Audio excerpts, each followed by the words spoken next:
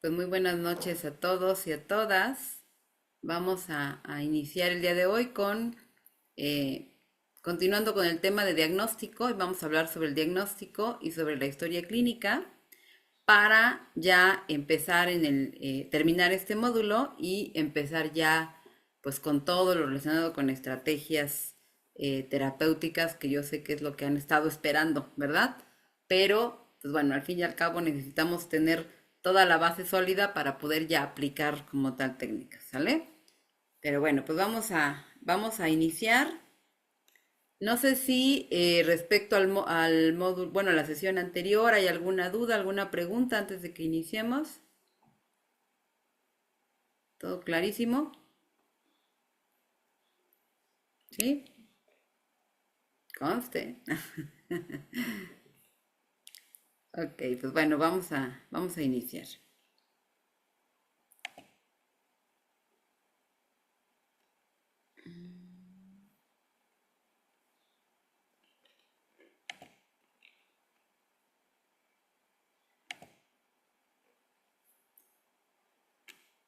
Voy a iniciar con historia clínica.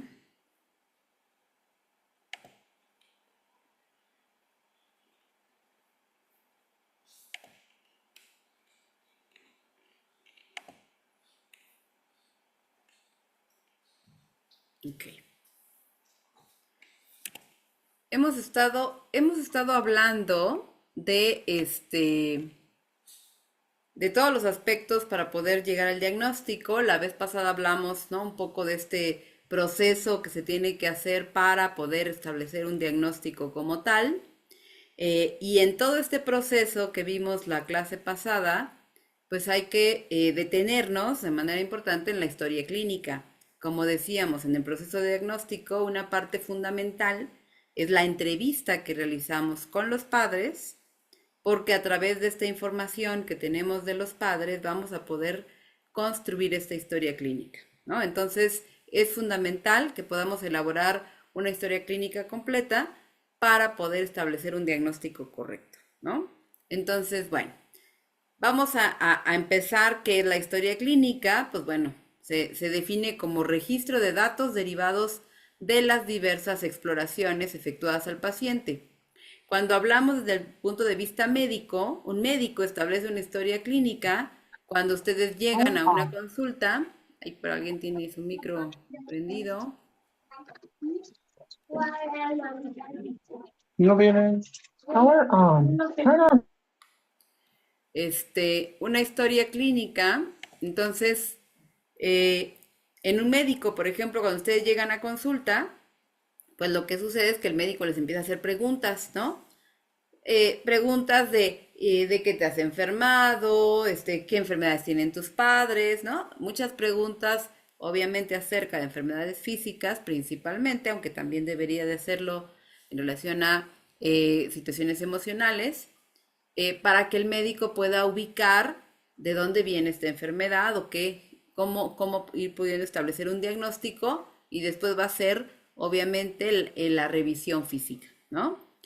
Bueno, en el aspecto psicológico sabemos que es exactamente lo mismo. Tenemos que tener primero toda la información, los antecedentes, para después aplicar las pruebas, hacer la entrevista con el niño y con el adolescente, hacer todo el proceso de evaluación para entonces poder tener el diagnóstico. Pero la historia clínica es fundamental, es la base. Entonces, la historia clínica contiene desde la anamnesis, es decir, todo el interrogatorio sistemático que se efectúa al paciente, o en este caso a los padres, desde que llegan a la primera sesión, ¿vale? Por eso yo les comento, yo prefiero siempre que la primera entrevista sea solo con los padres, en donde no incluyamos a los niños, para que los padres nos puedan dar toda la información completa, ¿vale? Fíjense, cada estilo es distinto. Por ejemplo, este libro que yo les recomendaba la sesión pasada, de psicoterapia infantil relacional, de Guadalupe Amezcua, que maneja el modelo Consigue, digo, no se llama Consigue, se llama Se Sigue, perdón. Este, Ella habla también durante el proceso de evaluación, la primera sesión con los padres, este, después la sesión con el niño o el adolescente, y ella incluye una tercera que me parece que también puede ser muy eficaz, que es una sesión de evaluación padres e hijos. Pero fíjense, ya no es la primera donde los papás descargan toda la historia y mi hijo hace ta, ta, ta, ta, ta. No, es una tercera en donde vemos nosotros la interacción. No les hacemos preguntas, sino evaluamos su interacción. Y eso es distinto. Esa me parece que está excelente. ¿Sale? Bien. Entonces, ¿qué es lo que vamos a observar de manera general en una historia clínica? Entonces decíamos, la anamnesis, que es toda la exploración de la historia de desarrollo. La exploración psicopatológica, es decir, toda la exploración de enfermedades físicas, trastornos, todo lo que podemos ver en ese niño, en ese adolescente y en esa familia relacionado con enfermedades, trastornos, patologías, etcétera.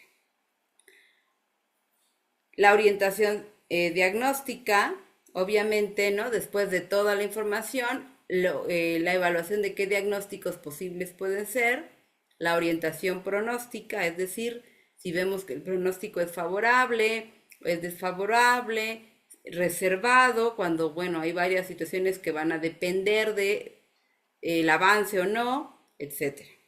Y obviamente el tratamiento, la evolución y los comentarios. Eso sería lo que incluye como tal una historia clínica. Acuérdense que la historia clínica es para nosotros, ¿sí? Es donde nosotros tenemos ese registro.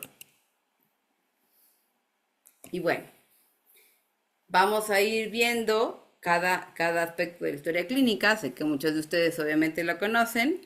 Esta es pues una sugerencia de historia clínica. Esta historia clínica, pues bueno, es la que yo realizo y la que yo he tomado de diferentes esquemas de historias clínicas y es la que a mí me ha acomodado mejor. Y entonces, pues bueno, yo les comparto, esta es la historia clínica que yo utilizo, ¿no? Obviamente puede haber diferentes estructuras o formatos de historia clínica. Lo importante es que podamos tener toda la información completa, ¿va?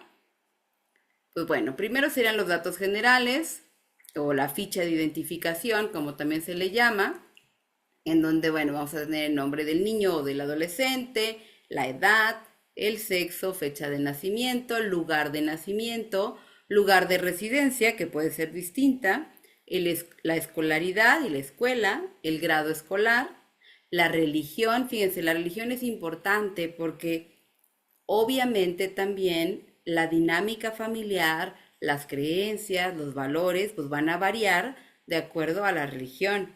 Si son católicos, si son cristianos, si son testigos de Jehová, si son ateos, si son judíos, todo eso claro que va a tener que ver con mucho de lo que sucede en la familia y de las reglas y de la forma de ver la vida. Entonces sí es importante pues preguntarla acerca de qué religión profesa la familia. Y bueno, la dirección y el teléfono en dado caso, sobre todo cuando estamos hablando de una cuestión institucional, ¿no?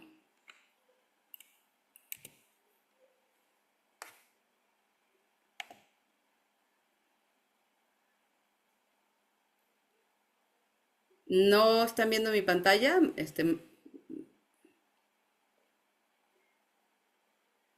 ¿Ven mi pantalla o no? Sí, ¿Sí? sí, sí se ve. Es que yo Sí. sí veo su pantalla, pero en medio me apareció un cuadro blanco, o sea, es como el marco de un cuadro blanco, por eso quería ver si solo a mí y no puedo quitarlo o a los demás también. Ah, Pero creo que es mi computadora, no sé cómo llegó ese margen ahí. Perdón. algo le apretaste por ahí. Sí, Ok, bien. Los datos personales o datos generales de los padres, fíjense, esto es muy importante. Datos de los padres, es decir, el nombre de los padres, o sea, nombre de mamá, edad, profesión y ocupación. Nombre de papá, edad, profesión y ocupación. La profesión y la ocupación pues, puede ser distinta. ¿Por qué nos importa su profesión o su escolaridad? Porque También, obviamente, el nivel educativo que pueda tener esa mamá o ese papá también puede influir en cuanto al tipo de educación, la forma en la que le vamos a explicar la situación, etcétera, etcétera, ¿no? Entonces, sí es importante. Por supuesto que la edad también, pues va a ser también algo que puede influir en el tipo de educación, la diferencia de edad entre los padres, etcétera. ¿Ok? Entonces, por eso esto se incluye de manera general en estos datos. El motivo de consulta, por supuesto que esto es muy importante. Cuando un adolescente o un niño llega al consultorio, lo primero que tenemos que preguntarle a los padres es el motivo por el cual pues lo llevan, ¿no? A veces y en su mayoría son canalizados por las escuelas. Algunos padres los llevan porque ellos lo decidieron, pero en su mayoría es una sugerencia o un requisito de la escuela. Hay escuelas que te dicen, a ver, o lo llevas a terapia o lo doy de baja, ¿no? O lo llevan a terapia o va a reprobar, no sé, ¿no? Entonces, muchas veces los padres están forzados a ir a la terapia. En otras ocasiones los padres van porque ellos mismos se dan cuenta de que hay situaciones conductuales o de aprendizaje en sus hijos que no saben cómo manejar, ¿sí? Pero bueno, el motivo de consulta es importante. Cuando hacemos, por ejemplo, el reporte psicológico sobre esta evaluación, describir el motivo de consulta también va a ser muy importante dentro de la estructura de este reporte.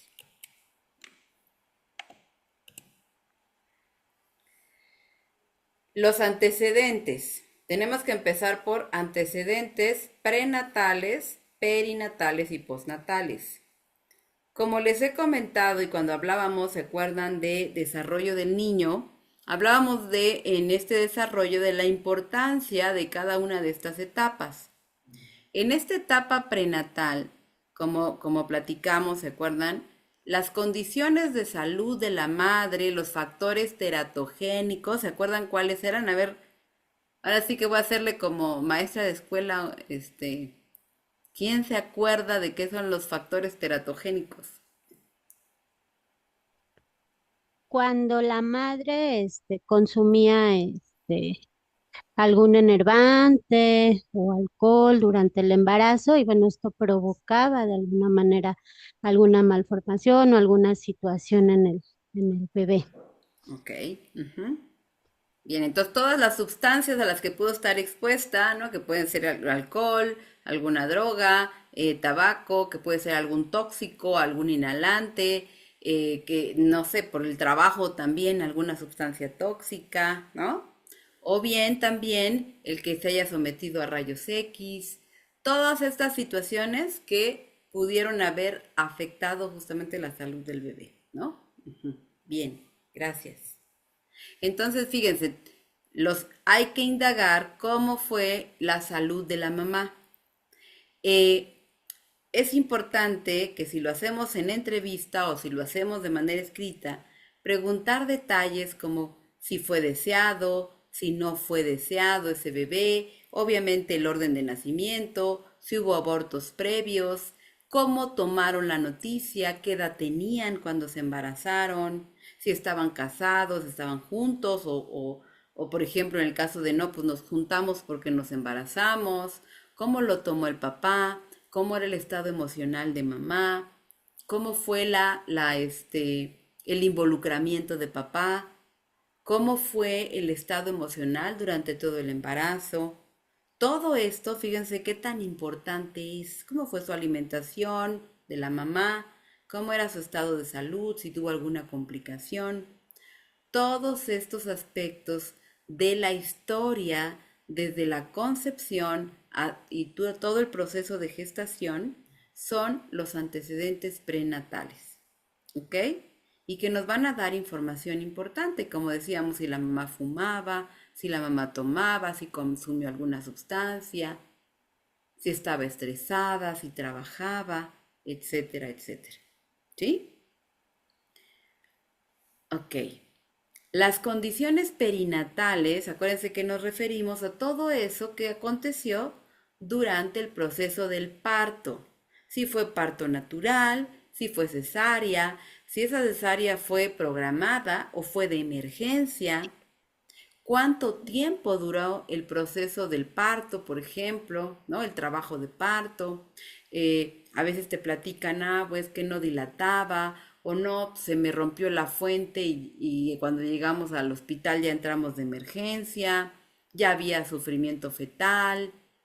Todas estas situaciones que se dieron en el proceso del nacimiento van a ser muy importantes para poder detectar si hay alguna situación que pudo haber generado una problemática en ese bebé.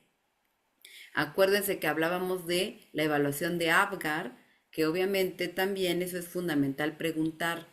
¿Conocen esa calificación de Apgar? ¿Qué calificación fue? Acuérdense que fueron dos calificaciones, ¿no? Y entonces algunos padres la conocen, algunos no. Yo cuando me dicen, híjole, no tengo idea. Digo, bueno, si tienen el certificado de nacimiento del hospital, ahí viene, ¿sí? Esa sí viene ahí escrita. Si no la saben, si no la tienen, sí, porque hay papás que dicen, no tengo la menor idea. Ok, acuérdense, la descripción de lloró, qué dijo el pediatra, respiró bien, qué color veían que tenía, estaba rosadito, estaba morado, etcétera, etcétera. ¿Sí? Lo que ustedes vayan, tienen que ir preguntando en relación a todas estas condiciones durante el nacimiento. Si requirió incubadora, etcétera, etcétera. ¿Se acuerdan? Todo esto lo vimos cuando hablábamos del desarrollo. ¿Sí? Ok. Las condiciones postnatales, que se refiere a todo lo que pasó después de ese proceso de nacimiento. Entonces, es decir, si succionó el bebé adecuadamente, si fue amamantado, cómo fue su desarrollo, cómo fue su desarrollo motor, el lenguaje, el control de esfínteres, todo respecto a la salud del bebé, a las condiciones en las que vive ese bebé, ¿sale? Si el bebé lloraba mucho, si el bebé dormía mucho, cuánto tiempo fue amamantado, a qué edad empieza, a qué edad, por ejemplo, cuánto tiempo fue amamantado, a qué edad empieza a hablar, a qué edad se empieza a sostener su cabeza, a qué edad se puede sentar por sí solo, a qué edad se puede poner de pie, a qué edad inicia a caminar, a qué edad empieza el lenguaje, a qué edad inicia el control de esfínteres diurno, a qué edad empieza el control de esfínteres nocturno. Cómo era su desenvolvimiento motor, si trepaba, brincaba. Fíjense, hay niños que son muy ágiles, ¿no? Que son muy coordinados, hay niños que muestran torpeza motora, y hablando de torpeza como una característica, ¿no? No como un insulto. Y entonces, es importante que tener toda esta información, ¿vale? ¿Dudas hasta aquí de esta información? No. Ok. ¿Alguien quiere anexar algo? ¿No? ¿Todos de acuerdo?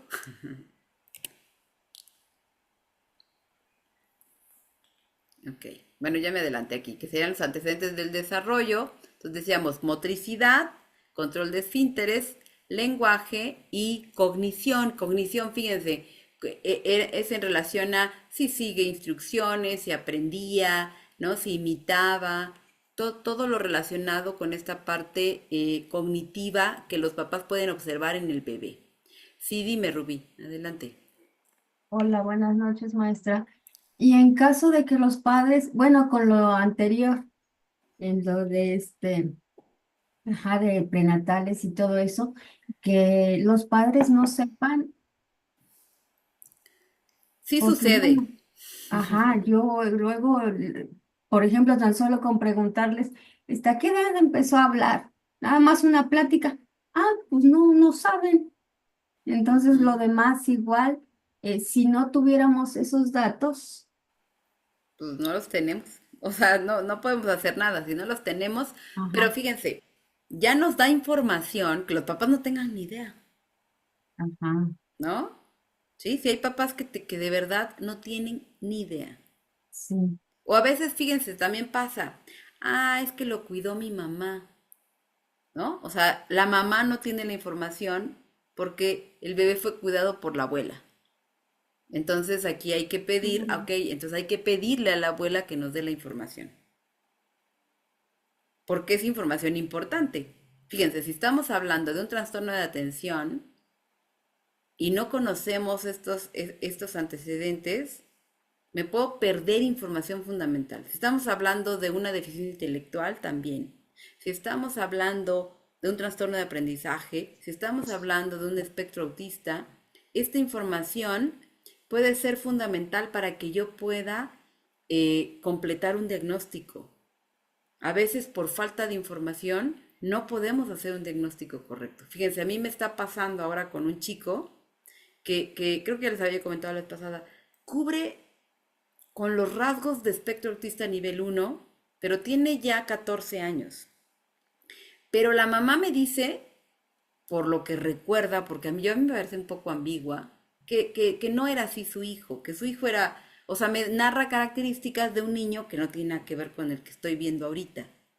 Y entonces ella me dice, no, es que no era así, es que era sociable, era platicador, era cariñoso. Entonces me empieza a describir cosas que no tienen nada que ver con el niño que yo estoy viendo. Y entonces el niño, además de esto, tiene depresión, yo lo canalizo al psiquiatra y el psiquiatra llega a la misma conclusión que yo. Parece que es espectro autista, ¿no? Pues sí, claro que parece. Pero yo no acabo de hacer el diagnóstico porque la mamá me da una información distinta en la infancia. Y los papás no se hablan, ¿no? Y el papá, o sea, es una situación, ay, pobre chico, tiene varias situaciones ahí. Entonces, les comento esto porque la información de la infancia y esta información es fundamental. Y si los papás no la tienen clara, eso es algo que nos complica el diagnóstico. Por lo menos un diagnóstico certero.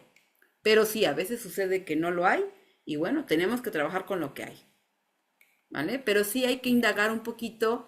Tal vez no tienen las edades correctas, pero, eh, por ejemplo, a veces dicen, ¿a qué edad sostuvo su cabeza? La edad de sostener la cabeza normal son 3 meses. Y a veces te contestan a los 6. Ok, si hay un retraso, si hay una discapacidad intelectual, tiene congruencia. Pero si el niño no tiene ninguna discapacidad motora ni intelectual, no es congruente que te digan a los 6, entonces probablemente es un error de los papás. ¿Va? Sí, Herly. gracias, maestra. Buenas noches, maestra. Por ejemplo, esto que menciona de, bueno, que luego no se cuenta con la información completa porque a lo mejor el papá no fue cuidador, pero en este caso yo tengo un chico que apenas empecé a ver y él está a cargo de los abuelos. Entonces, igual la abuela no tiene información pues sí, ahora sí que de todas estas cosas desde prenatal y cómo fue el embarazo, todo eso, porque no tenían contacto con la hija. Entonces, ahorita ella tiene al niño, pero no tiene toda esta información. Y esta información quisiera yo preguntar, ¿qué tan relevante es, por ejemplo, al intentar evaluar TDAH? Porque, bueno, va como por esta línea, todavía obviamente no me quiero adelantar, pero en el comportamiento general del niño y con algunas pocas cosas que ya he indagado, sí hay todo dificultades de atención y concentración y organización y de interacción social. Entonces, no sé, esta información que se tiene que tener, eh, de qué manera afecta que yo no la tenga para poder evaluar este tipo de Sí, trastorno. sí Porque bueno, es afecta. que puede Ujú. ser por el lado de TDAH o ansiedad. Es que, ujú, ok, es que fíjate, obviamente sí tienes que hacer un diagnóstico diferencial, pero claro que afecta, porque Si tenemos antecedentes del nacimiento, por ejemplo, te voy a poner un ejemplo muy claro. En el TDA generalmente hubo problemas perinatales, no pre ni post, perinatales. O sea, cuando te Ok. dicen, es que el Apgar fue de 7 8 ahí hubo no tan buena oxigenación, ¿no? Ujú. Es que requirió incubadora, es que en la historia de desarrollo, así, ¿no? O siempre fue muy inquieto, y hablaríamos de hiperactividad, ¿no? Desde bebé, ¿no? No dormía poco, ¿no? O Sí. bien, ¿no? Problemas motores, ¿no? Siempre ha sido muy un poco coordinado. Todo eso nos va a dar información. Ujú. Entonces nos perdemos de información. Y a veces, fíjense, si no Sí. tenemos esto, hacemos diagnóstico solo de lo que vemos, pero lo que vemos se puede confundir con muchas cosas, porque no todos los niños inquietos son TDA, no todos los niños distraídos son TDA. Exacto. Entonces necesitamos más información. Lo ideal sí es tener esto, porque esto me va a dar esa seguridad, esa certeza de que lo que yo estoy viendo aquí con las pruebas, con toda la información, coincide con estos antecedentes. Con esto, yo, yo tengo la plena seguridad que un niño tiene TDA, porque hubo Ok, antecedentes entonces. físicos. Ujú, Entonces sí sería conveniente tratar de contactar a la mamá, ¿no? Porque pues ella es la que tiene esta información. Le digo, ujú, ahorita la abuela es la que está a cargo, pero ella me dice que bueno, de pequeño ella no tuvo pues este contacto con la hija, no sabe es su todas hija. estas cosas. Sí, es Ujú. su hija. ¿Y dónde Entonces, anda la mamá? No la puede ver, no. está en otro estado, me parece que se fue a residir a Puebla y pues no tiene buena relación ahorita, pero pues sí, voy a tener Sí, lo que pedir ideal es más. que sí. O tú directamente o Ujú. a través de ella, pero sí puede tener esa información. Ujú. Sí. Sí, yo creo que va a ser más fácil que sea yo directamente si me proporciona el contacto de la mamá.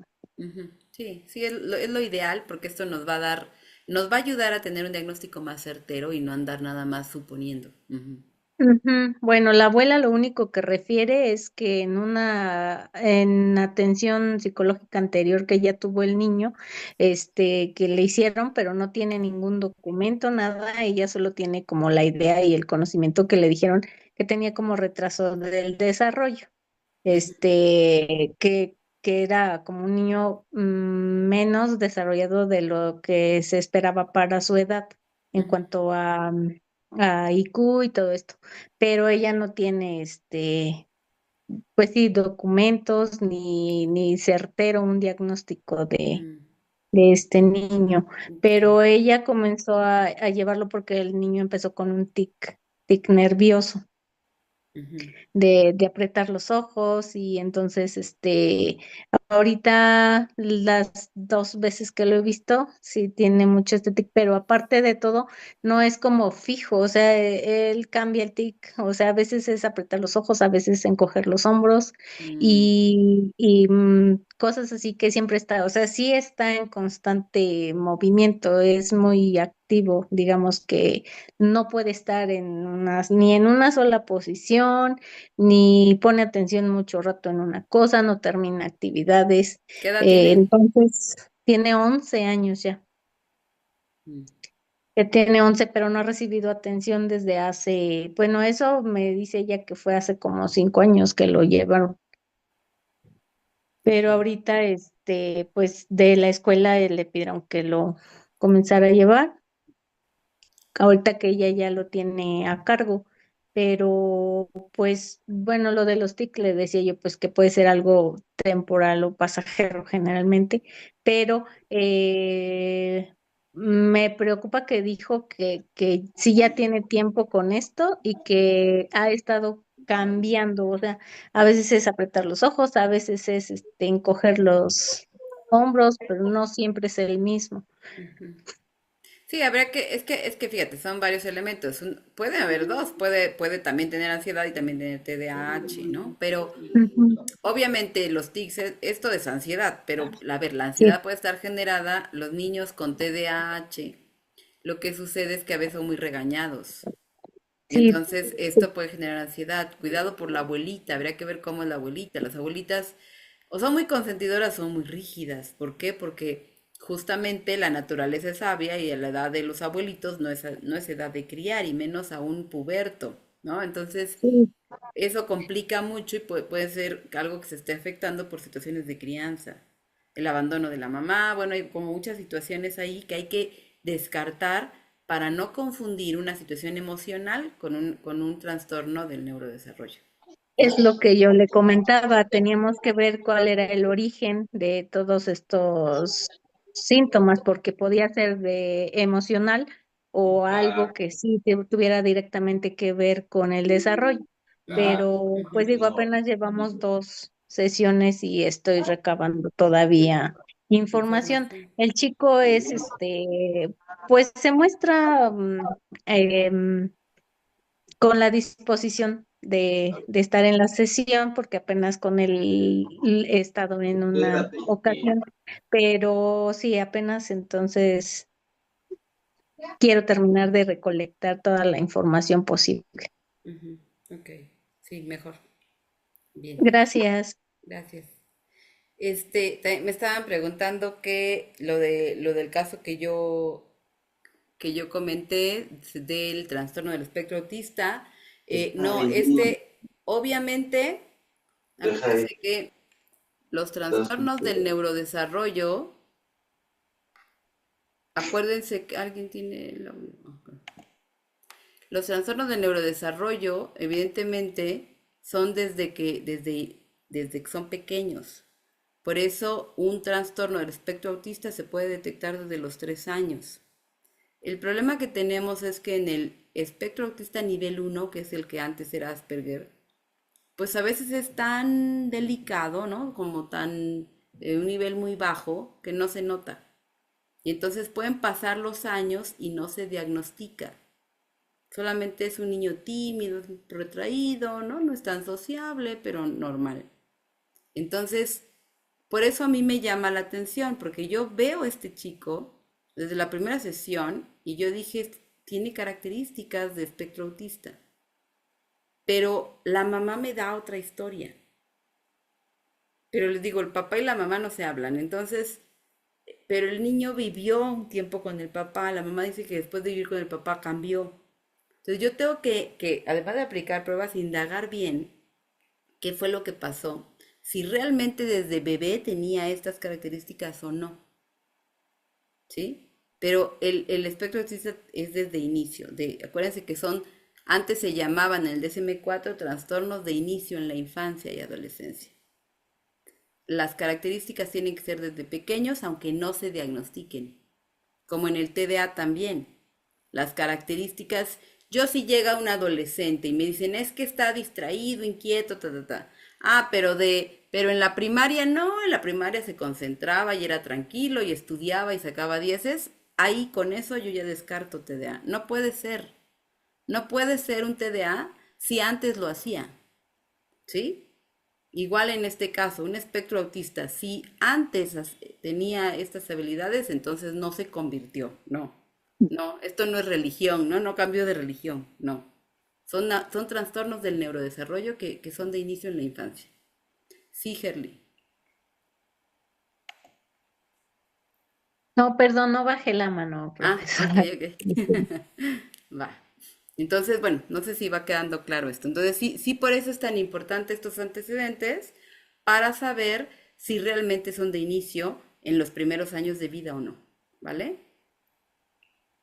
Sí. Ok. Vamos con antecedentes familiares. ¿Cómo es No, la estructura? una cuestión antes de, Sí. yo recuerdo un caso que atendí en la telesecundaria, precisamente de una chica que según le diagnosticaban alguna forma de retraso. Y me acuerdo cuando empecé a atender yo, pues, ya estaba todavía en la carrera, no tenía algún tipo de experiencia, pero invité a venir a la telesecundaria a una compañera mía que era maestra en Iztacala, ella ya psicóloga de muchos años, y trajo a sus alumnos y le encargué mucho esta situación de Naomi, creo que se llamaba esta chiquilla. Ujú. Total que le hicieron una serie de pruebas, baterías y con toda la experiencia y llegó ella a la conclusión de que decía, mira Arturo, y lo que tiene esta niña es que prefiere que la tachen o que la caractericen como con un atraso, que a que sea una huevona, me dijo, ¿no? Una floja. Entonces descubrió que era una estrategia de la chica para no cumplir, vivía con los abuelos, ahorita que por eso me acordé del caso. Entonces la mamá pues la había rechazado, que había sido madre soltera y todo eso. Entonces, ¿qué tanto se puede dar esa situación de que un niño o un adolescente, un joven, sí, un adolescente, haga esta situación de decir, ah, pues mejor que me digan que soy un retrasado a que soy un flojo y no quiero hacer las cosas, ¿no? ¿Se Ujú. puede llegar a simular esa situación? Sí, y te voy a decir algo, como vivía con los abuelos, me parece muy lógico, porque una de las problemáticas que pasa con los, o sea, con la crianza de los abuelos, es que no son los papás, no tienen la edad, insisto, para cuidarlos, y entonces o son muy sobreprotectores, y acuérdense que la sobreprotección es limitante. Si yo todo te lo hago, si todo te lo soluciono, estoy impidiendo que desarrolles habilidades. Y Pues sí. entonces van cuidando a los pequeñitos así, ¿no? Con Mara, esa ayúdame con sobre... los trastes, por Ay, favor. ay, me asustaste. Sí, sí ayudo, pero no grites. Ayúdala con los trastes, pero sí, no los Sí, grites. Yo Es, te ayudo. entonces, la sobreprotección puede generar eso. Entonces, ok. mejor no hago nada, porque al fin y al cabo me lo hacen, y además me la creo que no puedo. Eso es lo grave de la sobreprotección. Exacto. Incluso llegó el momento, recuerdo que la otra niña que atendía, que ella sí tenía un atraso, porque cuando llevé necesidades educativas especiales, yo la tomé por mi cuenta a Mayra. Eh, de veras que dices, ok, tenía esa situación. Sin embargo, alguna vez me llama la madre de Mayra y me dice, es que tiene 2 días que no viene a la casa, no la encontramos, vive en una ciudad perdida aquí enfrente del 1 de octubre. Ujú. Total que la directora me ayudó a rastrearla y resulta que estaba con Naomi. O sea, un cabello de tontas no tenían. Ujú. Sabían muy bien qué hacían. Y sí, o sea, de veras que dices, ok, de Naomi te lo creo, digo, de Mayra te lo creo, pero de Naomi sabía muy bien cómo manipular a los abuelos y qué hacer. ¿Sí? Ujú. Entonces, Sí, claro. hay que tener mucho cuidado con eso, porque sí, a veces se puede uno confundir. Claro, de ahí la importancia, por ejemplo, en estos casos de aplicar las pruebas, ¿no? Yo con una prueba de coeficiente intelectual puedo tener claro si realmente hay una discapacidad intelectual o estamos hablando de otra situación, ¿no? Claro, Exacto, gracias. gracias. Sí, María. Bueno, Geo. Ay, sí, profesora. Bueno, es que aquí me entró la duda en este caso de que se tiene que intervenir prácticamente bueno, en este caso a los abuelos, ¿no? Pero yo, por ejemplo, tengo un caso de una mamita sobreprotectora, ¿no? Entonces, el niño tiene un nivel de autismo, 2, es pequeño, apenas va a entrar al preescolar, ella es muy sobreprotectora.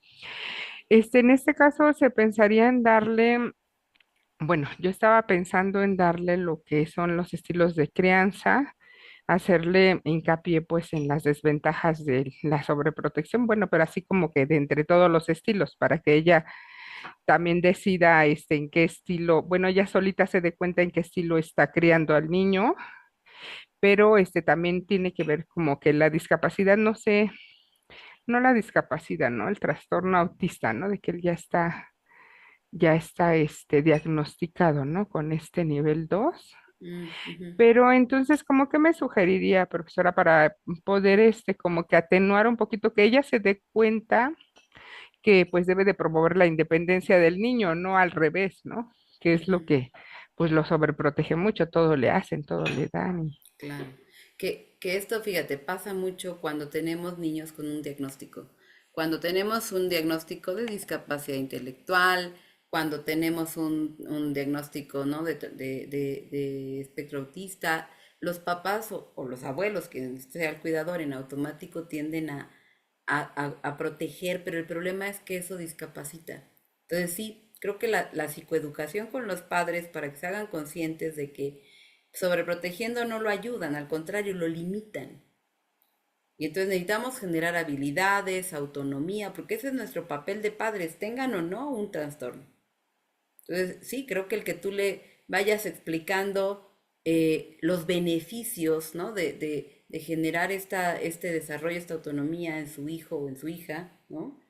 Va a hacer que tomen más conciencia y puedan poner límites claros, puedan, pues, ayudarlo a que desarrolle habilidades para que sea más independiente, porque justamente ese es el propósito. El diagnóstico que se hace no es para etiquetar, no es para decir, ah, entonces ahora te resuelvo la vida, no. Es para saber por dónde vamos a ir, para ayudar a esa personita a que sea independiente, ese es el propósito. Cuando, por ejemplo, damos también un diagnóstico de discapacidad intelectual, eso es lo que tenemos que hacerle conciencia a los padres. No es nada más, tenemos una deficiencia intelectual, no. Eso es una etiqueta, pero ¿qué voy a hacer con eso? Ah, bueno, vamos a generar que esa persona, ese niño, que esa niña, sea lo más autónomo posible. Qué bueno que tenemos el diagnóstico para impulsarlo a que mejore, no para decir, ay, pobre, entonces ya no hay que hacer nada, no. Y de repente, fíjense, hasta los maestros toman esa actitud de, ah, no, él tiene este trastorno. No, no, o sea, a ver, esa es una etiqueta, no, no se trata de etiquetar, se trata de que este solamente es el caminito para saber cómo voy a apoyar, pero nada más, ¿no? Entonces, hay que hacer conciencia, creo que esa es la clave, que cambie el estilo de crianza y ahí hay que involucrar a los padres, ¿va? Entonces también al profesor de alguna manera, También, por supuesto, también a de, la escuela, ujú, a de que toda la no escuela, vaya a tener esa actitud también. ujú, así es. Le agradezco, profesora, gracias. Gracias. Dice Gaby, puedes preguntar lo que quieras, Gaby. No me pidas perdón. Dentro del espectro autista, una característica es como inteligentes. No, pueden ser muy inteligentes, pueden ser inteligencia normal o pueden tener discapacidad. De repente está ese mito de que los autistas, ¿no? Son muy inteligentes, no todos. Sí, sí, sí a veces coincide que además de tener espectro autista tienen una alta capacidad, pero no necesariamente, ¿va? Dice Nelson, importante saber qué prueba, claro. Luego dice Astrid, la misma de Rubí, cómo saber si un adolescente conscientemente altera sus respuestas. Una abuelita en una ocasión me dijo que no veía necesario la prueba para su nieta, pues era mentirosa e inteligente. Pero una prueba de inteligencia reta también. O sea, tú te das cuenta incluso, fíjate, incluso hasta si realmente comprenden o no las instrucciones, desde ahí te puedes ir dando cuenta. Sí, fíjense, algo que necesitamos desarrollar, es esto, es la habilidad de observar. Y desde la observación podemos ir detectando hacia dónde irnos. Es muy obvio cuando un chico tiene una cuestión ahí intelectual, o superior o inferior, ¿no? Y es muy obvio cuando en realidad es manipulación. O sea, esto lo podemos ir observando a través de actitudes, de cómo responde, de qué tanto sigue instrucciones, de cómo ejecuta las situaciones, ¿no? Entonces nada más hay que abrir muy bien los ojos para poder observar y obviamente checar con las pruebas, ¿no? Pero desde el dibujo, ahorita vamos a ver las pruebas, las pruebas que aplicamos, ahí podemos ver varias cosas, ¿vale? Dice Arturo, son los Asperger, antes se le llamaba Asperger, ahorita solo es espectro autista nivel 1. Inteligente, diferente, astuto, claro. Cultivar el ojo clínico, por supuesto. Sí, entonces sí, hay que checar si es cuestión intelectual, si es una forma aprendida pues de cómo sobrevivir, porque también a veces se convierte en una forma de sobrevivir, ¿no?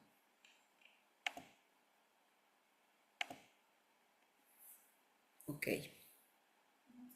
Bien, pues vamos entonces con antecedentes familiares.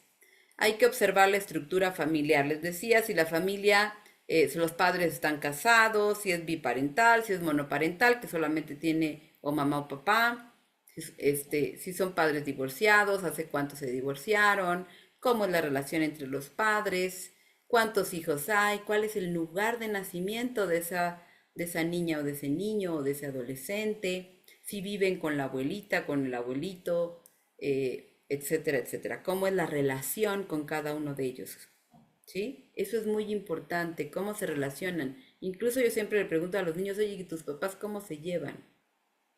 Ah, y luego te dicen, ah, se están peleando todo el tiempo, ¿no? Y los papás te dijeron, ah, muy bien, no tenemos problemas. Claro, pero el niño te dice la verdad, ¿no? O sea, ah, sí, siempre están discutiendo, ¿sí? O sea, los niños observan. Entonces sí es muy importante indagar en toda la dinámica, incluso a los papás, y cómo manejan la disciplina, ¿no? Qué hacen cuando no obedece, etcétera, etcétera. Eso también. Incluso yo a los niños les pregunto, oye, ¿y tus papás cuando te castigan cuando te regañan, qué pasa? ¿No? Ah, pues me pegan. Ah, me ponen un castigo, ¿no? Una consecuencia. Ok. Oye, ¿y cumplen esa consecuencia o se les olvida? Ah, siempre se les olvida. Ahí estamos hablando de una disciplina inconsistente. Eso es importante. ¿Sí o no? Sí, siempre cumplen. O no, no pasa nada, solo me gritan, ¿no? Todo esto va a tener que ver con esta conducta de ese pequeño o de esa pequeña. ¿Ok?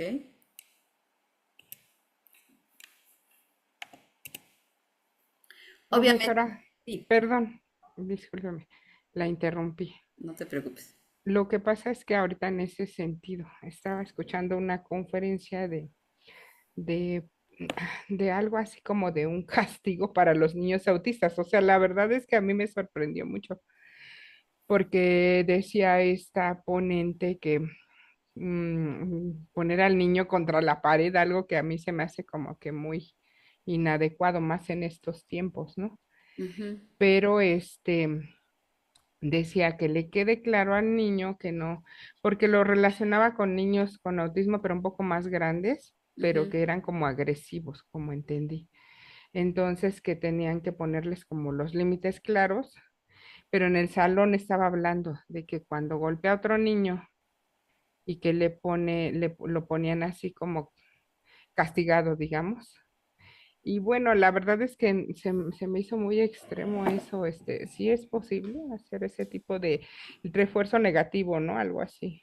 Pues yo creo que la ponente tenía una orientación conductista porque, digo, yo no, bueno, yo en lo personal no, y desde esta perspectiva gestáltica definitivamente no. No lo haría. Oh, sí, no, yo tampoco. Ujú. Sí. Entonces sí hay que leer muchísimo, ¿no? Para poder hacer una intervención más adecuada, ¿no? En cualquier caso. Pero Claro, te bueno, digo, yo ahorita le preguntaba su opinión.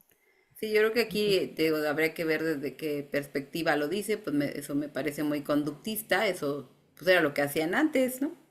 Pero de que sea lo Ujú, correcto, pues bueno, yo ahí sí cuestionaría, porque al fin y al cabo, fíjense, o sea, eh, es una situación en donde se segrega, en donde se violenta, se humilla a ese adolescente, ¿no? ujú. Entonces, no tiene ninguna Ningún situación de caso. aprendizaje, ¿no? Ujú, Claro. Sí, sí. Yo también no, no me gustó. De hecho, ya dejé de ver como que esas conferencias, porque como que no me gustó su fundamento, pero ujú, ahorita que usted me está diciendo, son colombianos, me parece. mm, Y bueno, llegó igual en los grupos de estudio y me metí. Y sí, hay varias cosas en las que no estoy de acuerdo, ¿no? Pero en este caso que usted decía de los límites y todo esto, sí ujú. se me hace muy difícil comprenderlo con niños especiales, ¿eh? Cómo se aplican las cosas, ¿no? Porque, por ejemplo, lo que le decía de pues del niño, ¿no? De que la mamá es sobreprotectora. Yo más bien me iría como más bien de a intervenir a la mamá y que probablemente esto va a fomentar la independencia en el niño, ¿no? Claro. Como una consecuencia, que en sí intervenir al niño en muchos aspectos. Yo te Entonces, diría, como diría Laura Rincón Gallardo, los límites del amor. O sea, podemos poner límites muy claros, pero amorosos, respetuosos. ok, Entonces, ningún límite tiene que ser violento. O sea, te puedo decir no, esta es la consecuencia, incluso, fíjense, hablar de castigo, yo ahorita mencioné la palabra castigo porque es lo que los padres refieren o los niños refieren, pero en realidad tendríamos que hablar de consecuencia, una consecuencia lógica e inmediata a la acción, eso es lo que nos hace aprender. Esta es la consecuencia de mis actos, eso me hace ser responsable. Pero no es que esté enojado, no es que te seas un niño malo, no es que ya no te quiera, ¿no? No es que merezcas que se burlen de ti, porque exhibir a un niño en un aula es eso.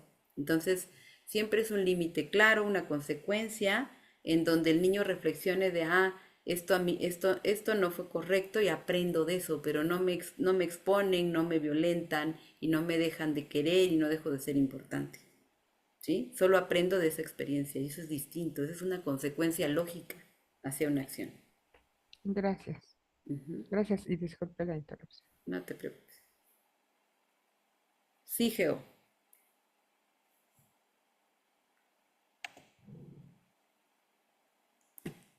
No, ya terminé mi Ah, participación. Muchas gracias, es que profesora. como que me vuelven a salir, por eso no. Sí, perdón, ya ahora sí la bajé. A ver, Gracias. va. Bueno, vamos con antecedentes escolares. Obviamente es muy importante poder identificar la historia escolar. Si fue a guardería, si fue si no fue a guardería, porque fíjense, esto también es importante, si estuvo cuidado por mamá, por la abuelita. Es muy diferente un niño que es cuidado por una abuelita, o que es cuidado por una mamá, o que es estimulado en una guardería, a qué edad entró a la escuela, si cursó el preescolar, antes no lo cursaban porque no era obligatorio, ¿no? Algunos te dicen, entró en segundo. Todo esto es importante, ¿sí?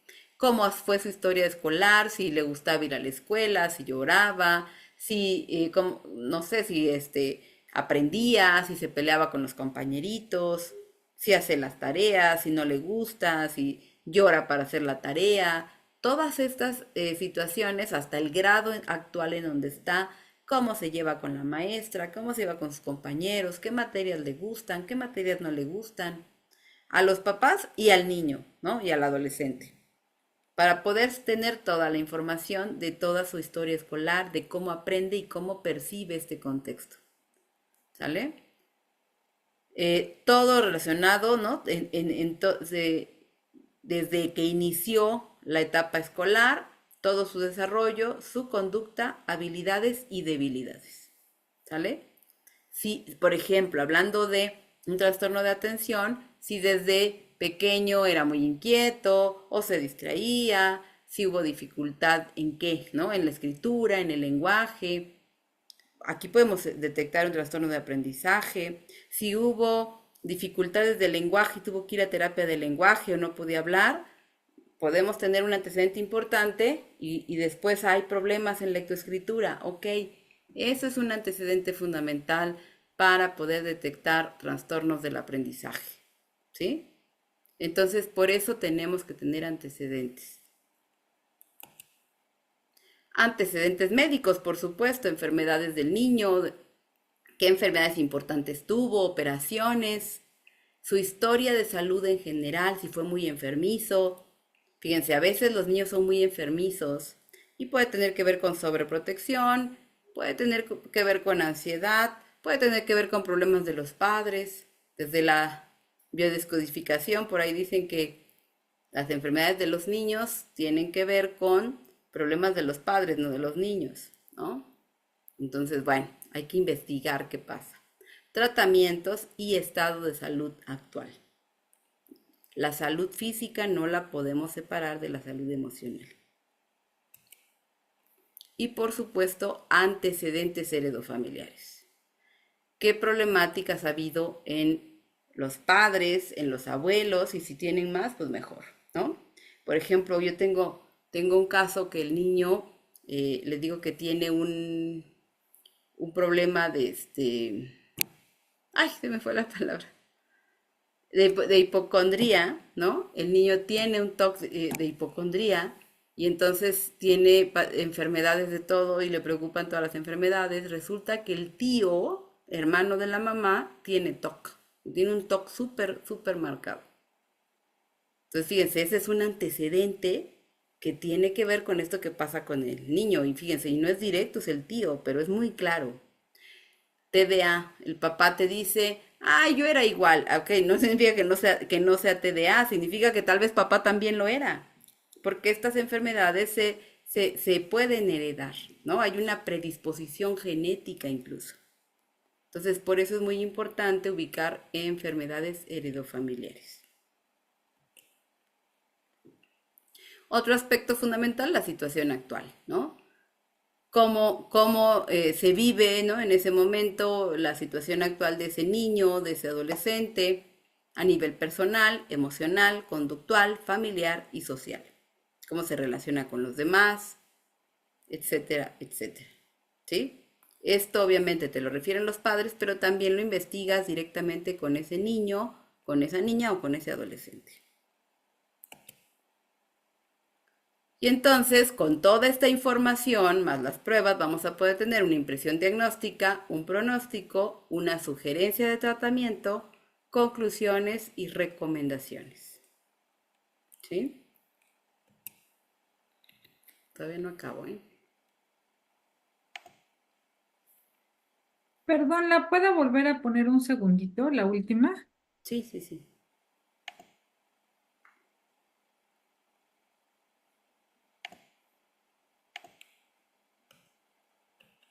Déjame regresarme. Ahí está. ¿Preguntas hasta aquí?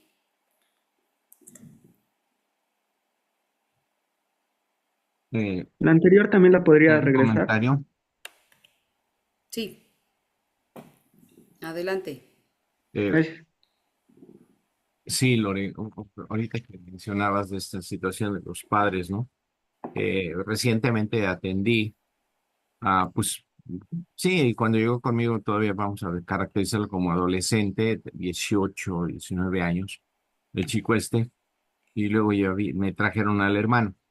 Y bueno, tuve varias sesiones con ellos y llegaron con supuestamente con el diagnóstico de TDAH.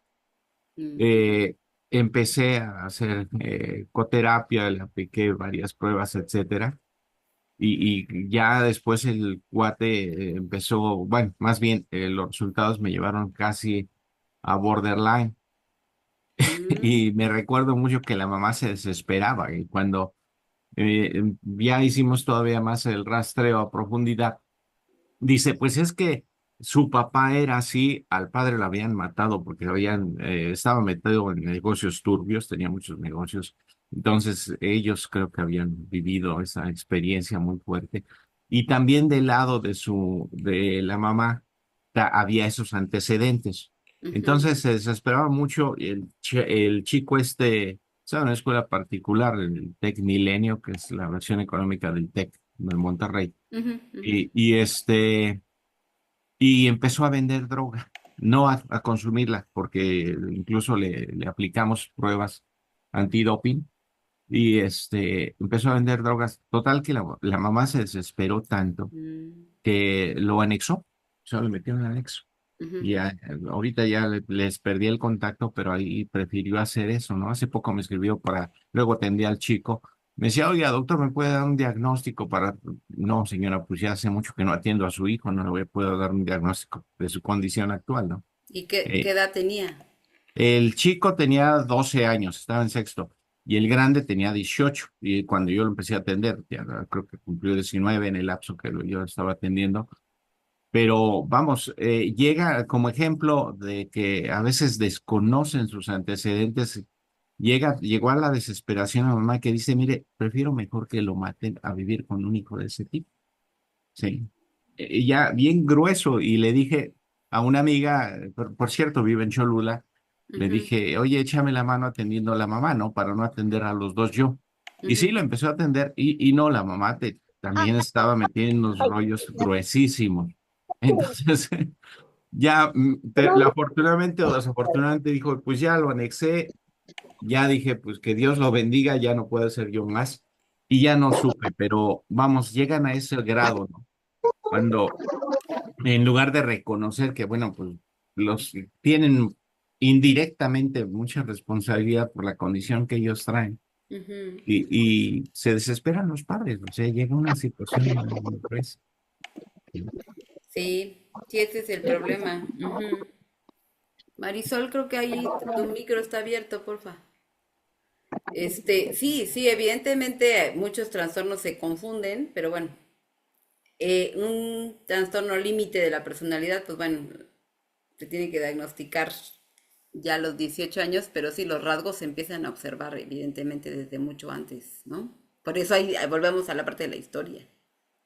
Entonces sí, yo sé que hay papás que quisieran las cosas rápido, ¿no? Es más, a veces simple, en lugar de un diagnóstico quieren rápido, que creen que tú como por arte de magia vas a cambiar todo, pero bueno, evidentemente, pues no Sí, es piensan así. que tienen una varita mágica y ya con Claro, tocarlo se van a... No, te digo, este sería padre, trastorno pero bueno, se tiene, casi es de por vida, señora, o sea, es de por vida. Ujú. entonces no lo podemos tener. Y no, se desesperó y mejor lo anexó.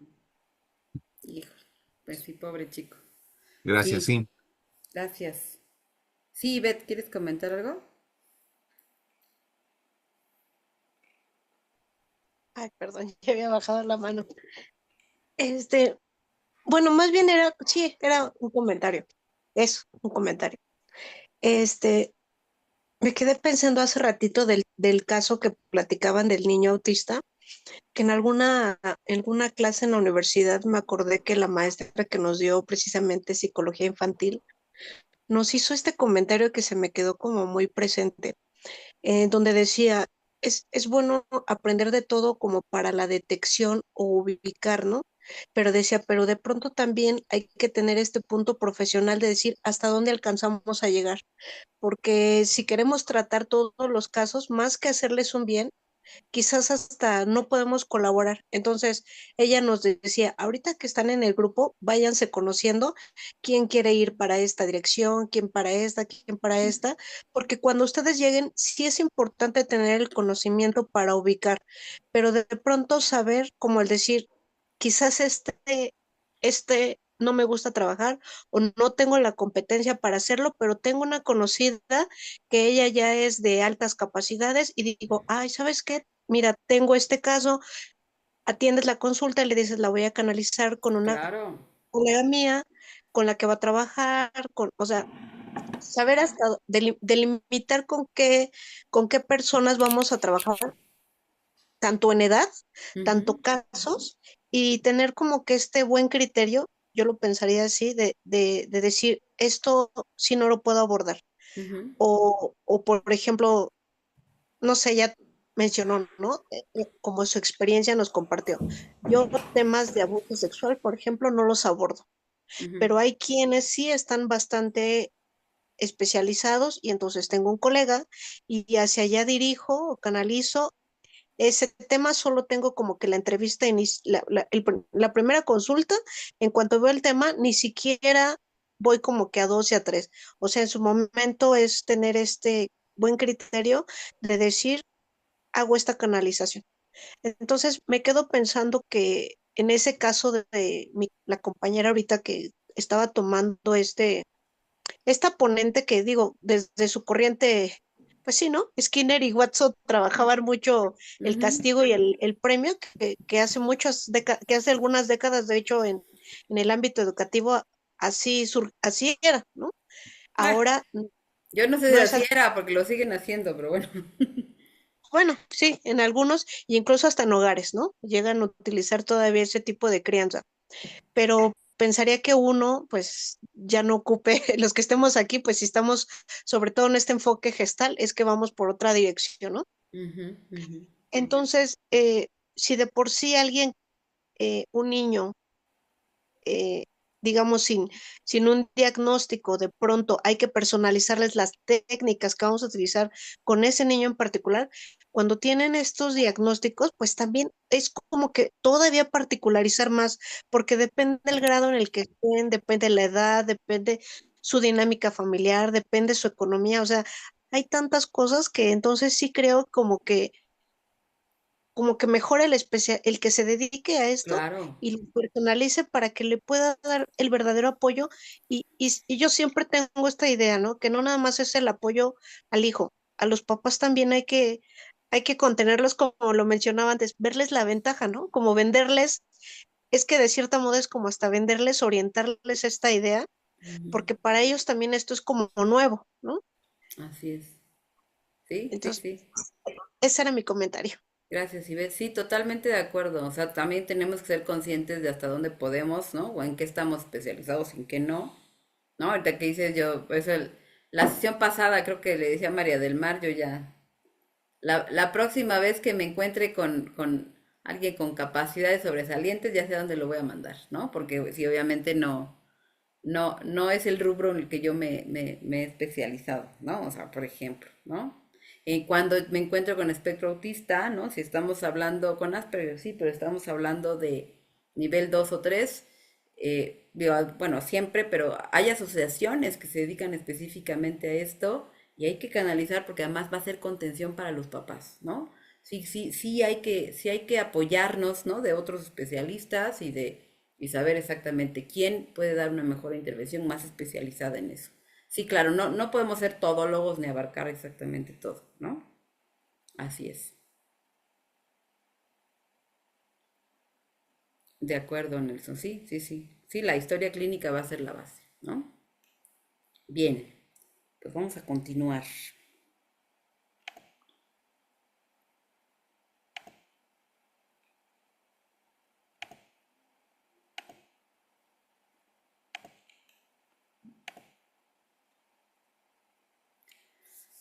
Ok, pues bueno, ya hablamos de la historia clínica, ya hablamos de pues de todo este proceso de diagnóstico. Aquí para resumir, ¿no? Hablamos de la evaluación implica esta entrevista con los padres, con el niño o el adolescente, la información también de la escuela, ¿no? Miren, perdón, ahí me comí o la entrevista de la escuela, si no podemos ir, si no podemos, o si hay escuelas que son muy especiales y no te dejan ir, bueno, un cuestionario por escrito, ¿no? La aplicación de los test psicométricos y proyectivos, dependiendo de la necesidad, no nada más aplicar test ahora sí que iba a decir a lo menso, pero bueno, no es correcto, perdón. Bueno, no aplicar pruebas porque sí, y bueno, observar pautas conductuales, actitudinales, habilidades, aptitudes, competencias y deficiencias. Necesito observar. No todo está en una prueba psicológica. Acuérdense que les decía también, no somos psicómetras, somos psicólogos, ¿no? Entonces, bueno, los docentes, vamos a observar. Un docente, por ejemplo, y a mí me parece excelente que entren los docentes, ¿no? A este tipo de diplomados, porque ustedes también, aunque no van a hacer ustedes el diagnóstico, van a aprender a observar, van a aprender a identificar y decir, a ver, esto va por aquí, y entonces van a canalizar de manera adecuada, van a pedir ayuda psicológica, van a saber apoyar a estos pequeños, estas pequeñas. Eso es muy importante. Porque si como docentes también no tenemos idea, también a veces cometemos muchos errores que perjudican a esos alumnos, a esas alumnas. ¿Sale? Entonces, creo que esto es muy importante en este proceso de diagnóstico, la observación. Y entonces, bueno, ya que hice todo esto, puedo integrar los resultados, que es tomar en cuenta todos los elementos, corroborar las coincidencias, decíamos, checar el diagnóstico diferencial y poder decir, estamos en este y no en este, aunque se parezca, ¿sí? Valorar todos los criterios de acuerdo al DSM. Acuérdense, no tengo que aplicar 100 pruebas, además de las pruebas necesarias, me tengo que ir al DSM si estoy identificando un trastorno, para validar que sí coincide con los criterios que indica el DSM, o bien el CI-10 o el CI-11, ¿sí?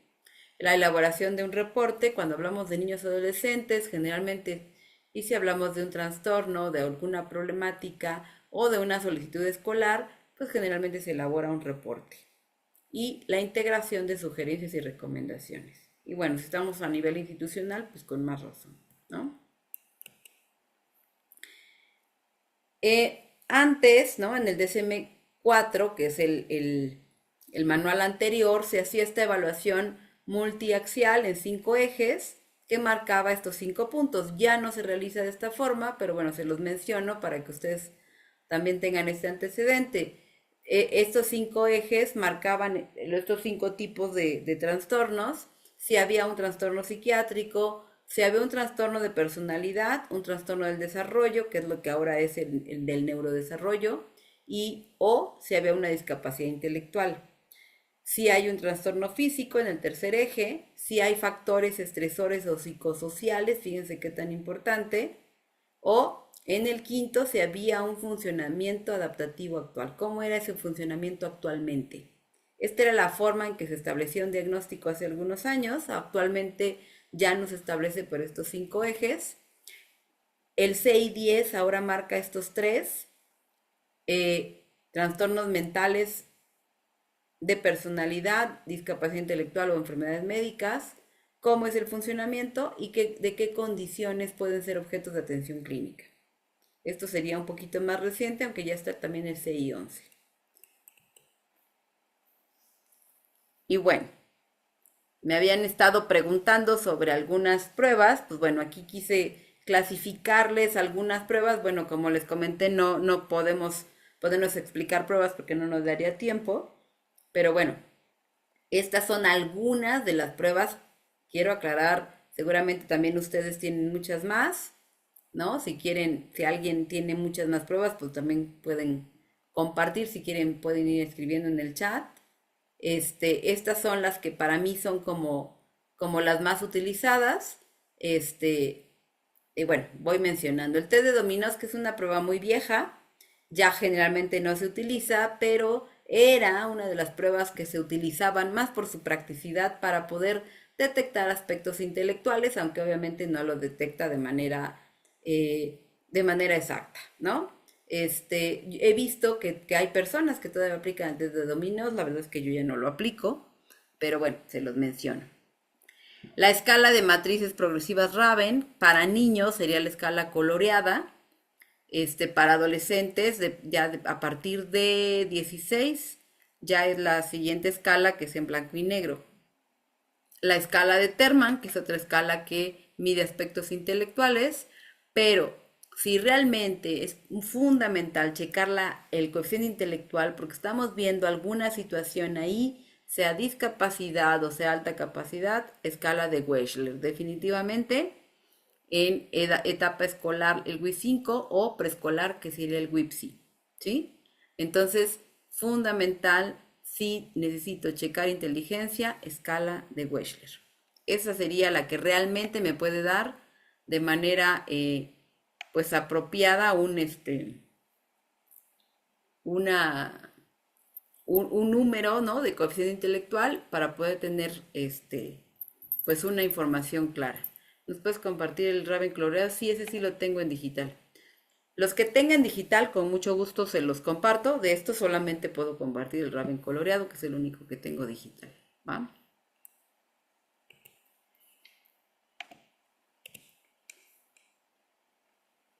A nivel madurativo, que fíjense, cuando hablamos de niños es muy importante checar la madurez.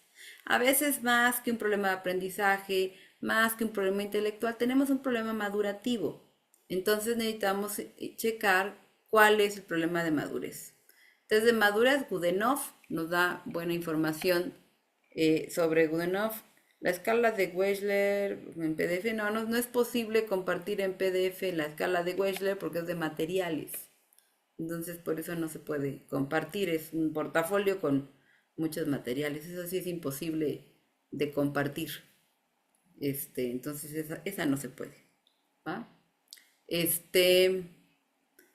Ok, entonces la escala Goodenough, fíjense también de manera generalizada, pero bueno, nos puede dar un panorama rápido. Yo soy de la idea, los test son esa herramienta que me va a facilitar algunas cosas, pero no lo es todo. Por eso creo que si tú tienes una buena capacidad, ¿no?, de observación, ¿no?, un buen ojo clínico, con una buena historia clínica y una información completa, el test va a ser esa herramienta que apoya, pero no lo es todo. Entonces, a veces, una prueba, ¿no?, si no tengo por ejemplo, ahorita que decías del WISC o del Wechsler, de cualquier escala de Wechsler, ok, no es indispensable la acción intelectual porque no es el problema. Ok, puedo observar a través de otra prueba más ligera como un Raven, un panorama general que me da una idea general, pero bueno, ya me da la idea de que, bueno, no hay ningún problema por este lado, ¿sale? Ya si veo alguna situación, claro que tengo que aplicar Wechsler. El Goodenough también me permite esto porque incluso nos permite comparar edad mental con edad cronológica para sacar un estimado de coeficiente intelectual. Entonces, está interesante Goodenough para niños, ¿no? Que es a través de un dibujo. Es muy sencillo y bueno, me da ese panorama. Pero acuérdense, no puedo afirmar un IQ o un CI más que con Wechsler. Test de desarrollo de la percepción visual, que sería Frostig, su nombre de TBP, el más actualizado es el 3. Tampoco se puede compartir porque tienes un montón de información y no lo tengo digital. Nos puede dar, ¿no?, una visualización acerca de cómo está el desarrollo perceptual visual de ese niño. Generalmente se utiliza en niños pequeños para poder, edad preescolar y escolar, para poder identificar esta acción madurativa.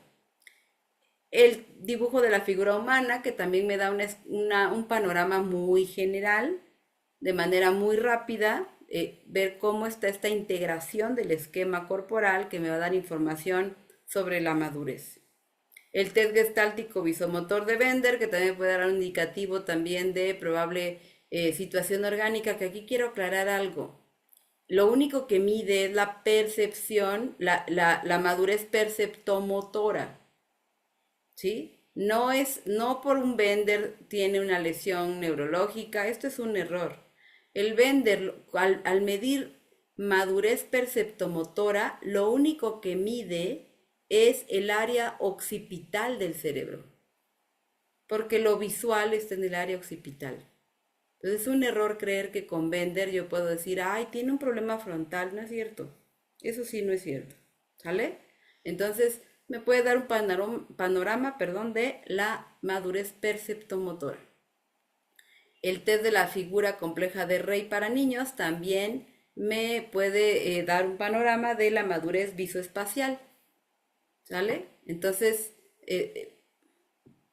visomotora, no visoespacial, visomotora. ¿Sale? Que es parecido al Bender. ¿Vale? Entonces, estos me dan como panoramas generales de madurez. Yo les voy a ser muy honesta, a veces cuando estamos en una situación donde vemos a muchas personas a nivel institucional, sea una escuela privada, pública o alguna institución, de repente tienes que ver muchos niños.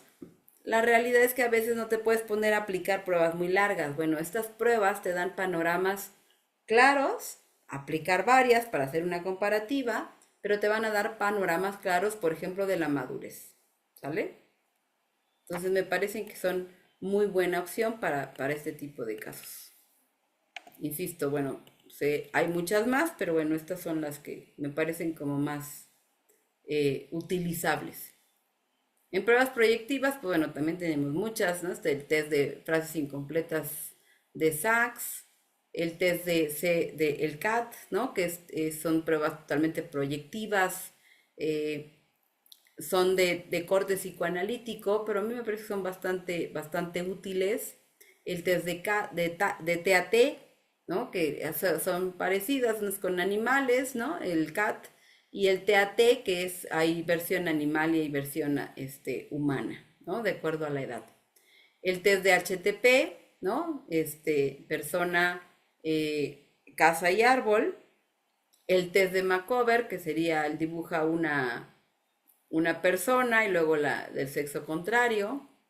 El test de la familia, que me parece muy importante porque el niño o el adolescente va a expresar muchas cosas a través del dibujo de la familia. Y el test de la persona bajo la lluvia, que nos habla de factores de estrés, de presión, de manejo de situaciones estresantes para la persona en el momento. Acuérdense que las pruebas proyectivas son en el momento, no son válidas por mucho tiempo porque son proyectivas.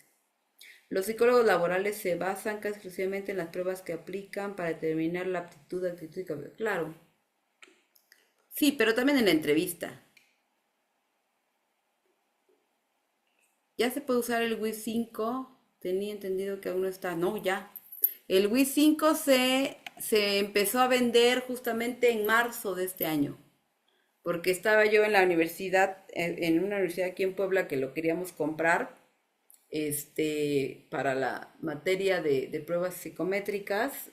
Justamente Manual Moderno lo tenía en marzo, porque lo queríamos comprar en enero y llega en marzo, así calientito. Entonces, nada más que cuesta como 20 y tantos mil pesos. Eso cuesta. Yo tengo el 4 todavía. Ok. Así que si lo quieren comprar, adelante.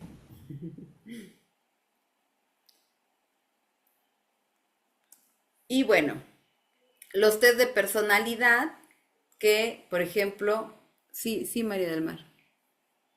Disculpa, ¿cuál es la diferencia entre el 4 y el 5? Fíjate que sí, sí hay diferencias, hay adaptaciones en el 5, hay actividades muy distintas. Entiendo que, bueno, pues está más actualizado. Algo que pasa con el 5, con el 4, perdón, es que todavía algunas de las preguntas ya no tienen mucho sentido. Hay una pregunta en información que dice, por ejemplo, ¿cuánto? No sé si no me acuerdo si es en información o en aritmética. No, es en información. O sea, ¿cuántas monedas de 20 centavos forman 5 pesos? Actualmente un niño no maneja centavos. Entonces se te quedan viendo con cara de what, ¿no? O sea, ese tipo de adaptaciones son importantes, pero las actividades en general son distintas. Sí hubo muchos cambios. Yo ya he aplicado el 5 porque una vez me lo prestaron, entonces lo chequé el manual y lo apliqué y sí es distinto. O sea, lamentablemente, y yo creo que, yo les voy a ser honesta, yo pienso que es por cuestiones de mercadotecnia, te lo cambian de manera que para estar actualizada tienes que comprar el nuevo. Pero mi cuestionamiento es digo, entiendo que no vas a usar el primer whisk, ¿no? Pero si tienes el anterior, pues mide inteligencia, no la deja de medir. Entonces, digo, yo sé que quizás si nos ponemos estrictos tendríamos para estar actualizados que tener el 5, pero bueno, seamos conscientes de que si cuesta eso, pues no está tan sencillo, ¿no? Entonces yo sigo aplicando el 4, la verdad, y digo, pues todavía es válido, ¿no? Pero sí, Gracias. lamentablemente es caro. Y cuesta 20,000 pesos. ¿Y a cuántas personas se les puede aplicar? Trae protocolos, pero en realidad ha de traer como 10, no, bueno, no sé, ¿para qué te invento? No, trae como 20 protocolos. Ok, Pero bueno, el material se te queda para siempre. Si los protocolos, pues les puedes sacar copias. Digo, pues en México hacemos eso, ¿verdad? No, esto no es correcto, pero es lo que hacemos en México. ok, Pero sí, sí, en realidad trae como para 20 aplicaciones, según yo. Ujú. ok, muchas gracias. Sí, ok. Bueno, en cuestión de personalidad tenemos con adolescentes la escala de 16 factores de personalidad. Hay una versión que es muy nueva y que me parece también muy interesante, que son escala de 5 factores de personalidad, también es de manual moderno. Y este es para niños. Está muy lúdica esta prueba. También es de materiales, tampoco, ni yo la tengo. El test de colores de Lusher, que bueno, que es una prueba que es bastante proyectiva, pero bueno, saca por ahí situaciones para los adolescentes, está interesante, ¿no? Porque es como de esas, a toda la gente les gusta esta idea de haber esas mini test que de repente salen, ¿no? En algunos lugares, antes, en mi época en las revistas, y que a todo el mundo le encantaba contestar de a ver qué salí, qué dice de mí. Bueno, el test de colores de Lusher de alguna manera tiene esta característica. Es momentánea, obviamente, porque yo puedo elegir un orden de colores de acuerdo a mi estado de ánimo, Pero bueno, es interesante lo que nos dice y lo podemos hacer de alguna manera, de manera lúdica con el adolescente, ¿no? El inventario de ansiedad y DARE, que también es de Manuel Moderno. Yo ya parece que estoy haciendo mi comercial, ¿verdad? No, yo no trabajo con Manuel Moderno. Y el C más R, el 2, que es el más nuevo, que es la escala de ansiedad para niños, que también ya se les había mencionado. Estas serían algunas de las pruebas que se pueden utilizar para medir estos aspectos de personalidad y estas dos últimas en ansiedad, ¿vale? Si hablamos de depresión, pues bueno, la verdad es que ahorita no recuerdo qué escalas ya actualizadas para México hay de depresión. Si alguien tiene una, dígame por favor. Yo utilizo, bueno, además de la entrevista, etcétera, también a través de las proyectivas se puede checar depresión, ¿no? Y los trastornos, por ejemplo, que hemos estado hablando, como TDA, HI o trastorno del espectro autista, para la depresión está el Hamilton. Ese no lo conozco, Uriel. Luego me dice cuál es. Está bien, gracias. Entonces, dice Uriel que Hamilton. ¿Ese es para niños o adolescentes? ¿O ambos?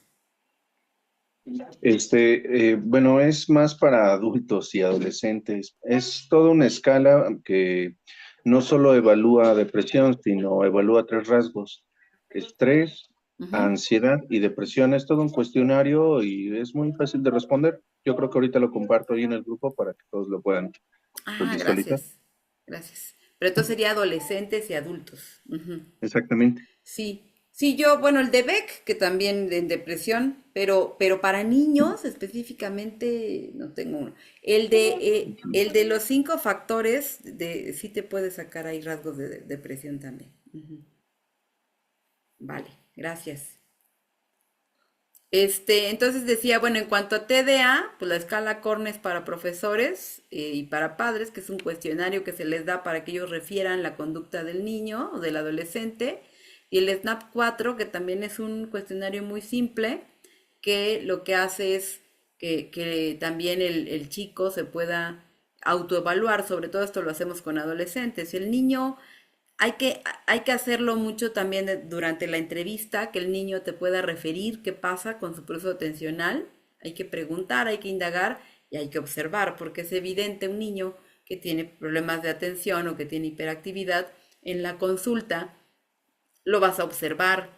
Por eso también tiene un propósito que la evaluación no se haga en una sesión. No solamente porque tienes que aplicar pruebas y hacer entrevista y tener que acabar toda la información, sino porque el tener varias sesiones con ese niño o con ese adolescente te permite conocerlo. No lo puedes conocer en una sesión. Por eso ahí es cuando yo no estoy tan de acuerdo cuando un psiquiatra en 20 minutos me saca un diagnóstico. Digo, puede tener mucha experiencia, pero necesitamos más elementos. Yo también en 5 minutos te puedo dar mi impresión diagnóstica, pero no te la voy a dar porque no me parece ético. ¿Sí? Eso es lo que yo estoy percibiendo, pero tengo que indagar más. Entonces, por eso de repente con los psiquiatras en eso no estoy tan de acuerdo, ¿no? Pero bueno. Dejaré de descargar mi molestia con los psiquiatras. Y bueno, ¿en cuántas sesiones recomendamos el diagnóstico?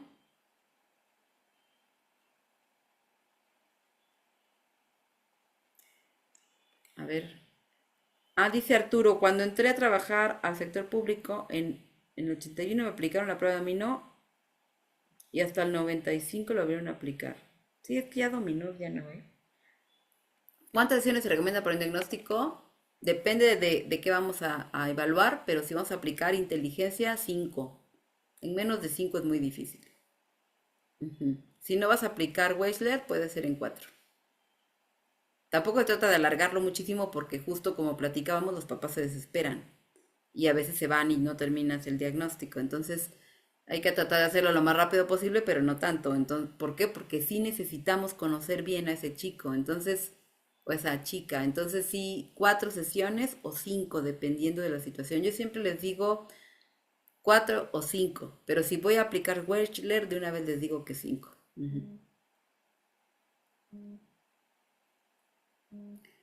Ok. Luego, para trastorno del espectro autista. Este sí lo tengo en digital. Creo que ya lo compartí. Díganme si sí o no. El test cast de Asperger, que ese sí es un cuestionario que sí lo tengo en digital. Según yo ya lo compartí. Si no me aclaran y me lo comparto. Ese es un cuestionario muy simple. Está la prueba A2, 2, que sería la versión 2, que con esta podemos detectar el TEA a cualquier edad.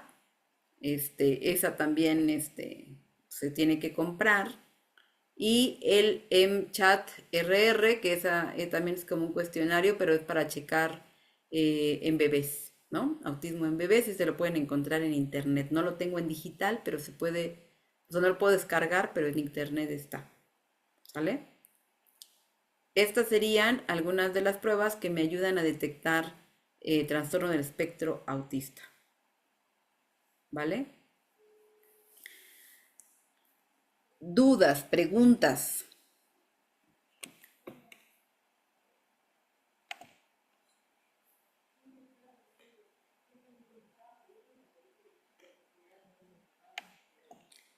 De conducta. En adolescentes, sí, cierto, no les puse. En adolescentes, para checar la cuestión de la conducta, está uno que se llama AD, así literal, AD, y es una escala muy simple también, que lo que hace es detectar si tenemos conducta antisocial o problemas de conducta. Ese es muy simple, pero ese es para adolescentes. Dime, Nelson. Sí, gracias, Lore. Muchísimas gracias por toda la información muy valiosa. Me llamó la atención este concepto de funcionamiento adaptativo en esa evaluación multiaxial de los 5 o 6 factores que ya no se utiliza, pero el concepto que utilizamos nosotros mucho en psicoterapia, que es la adaptación, o cómo la persona se ajusta creativamente o no creativamente, que eso ya después de tener este diagnóstico o durante ese proceso del diagnóstico, ya podemos tener como esa idea de cómo se va adaptando el adolescente, cómo le está haciendo para que resuelva sus problemas. Y ya más adelante en el proceso terapéutico, ya digamos que en el tratamiento, pues ya entra uno más de lleno a lo que es el tema del ajuste creativo desde la Ujú. psicoterapia gestal, por supuesto. Claro, claro, fíjense, justamente eso es lo que tenemos que hacer en terapia, que ese adolescente, que ese niño se ajuste creativamente a esa situación que probablemente no cambie, ¿no? Y fíjense, con adolescentes esto sucede mucho, que a veces tenemos que ajustarnos bueno, ok, papá y mamá no van a cambiar, ellos van a seguir con esta conducta, ¿qué vas a hacer tú? Y ahí es donde vamos a favorecer ese ajuste, ¿sí? Ok. Sí, gracias, Nelson. ¿Qué más? ¿Comentarios? ¿Le puedo compartir algo? Sí, claro. Bueno, respecto a la inteligencia, las pruebas que hay hasta el día de hoy todas miden como que la inteligencia promedio. Obviamente pueden medir a las personas que se salen hacia los dos lados del rango, Ujú. pero es muy importante saber que hasta el día de hoy no existe una prueba que mida la alta inteligencia. Entonces las personas con altas capacidades seguimos batallando por la falta de pruebas que puedan medir la alta inteligencia Ujú. y por eso en el proceso que llevan las pruebas de inteligencia a lo largo de los años de investigación de un poquito más de 100 años, hoy el cociente intelectual ya no es el determinante.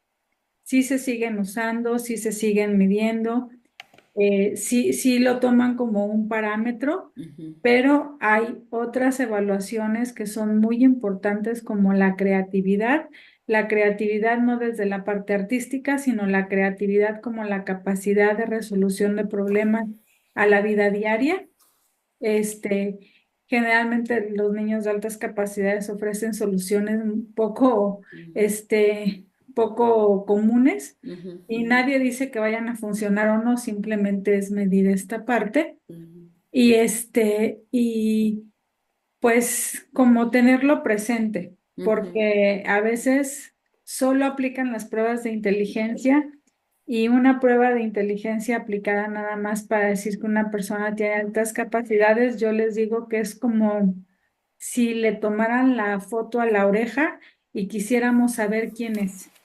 Si es niño, si es niña, cuántos años tiene, cuáles son sus mm, necesidades por ver la claro, oreja, ¿no?